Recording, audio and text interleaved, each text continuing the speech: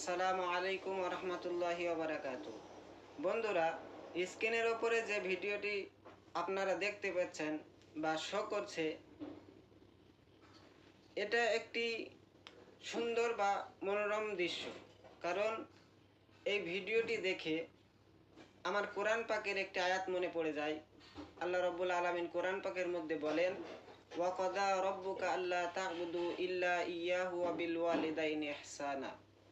আল্লাহ রব্বুল আলামিন বলছেন যে তোমার প্রভুর পক্ষ থেকে চূড়ান্ত সিদ্ধান্ত হয়ে গিয়েছে বা ফয়সালা হয়ে গিয়েছে যে তোমার প্রভুর ইবাদত করার পরে তোমার মা বাবার খেদমত করবে। তাই এই ভিডিওটি দেখে আমার কোরআনের এই আয়াতটি মনে পড়ে গেল। কত সুন্দর ভিডিও, যে ছেলেটি তার পিতামাতাকে নিয়ে হজ করছে। আল্লাহ রব্বুল আলামিন যেন সমস্ত সন্তানদেরকে তার পিতামাতাকে নিয়ে হজ করার তৌফিক দান করেন। ভিডিওটি ভালো লাগলে প্লিজ শেয়ার করে দেবেন এবং অন্য মুসলমান ভাইদের কাছে যেন পৌঁছে যায় সেই সুযোগ আপনারা করে দেবেন।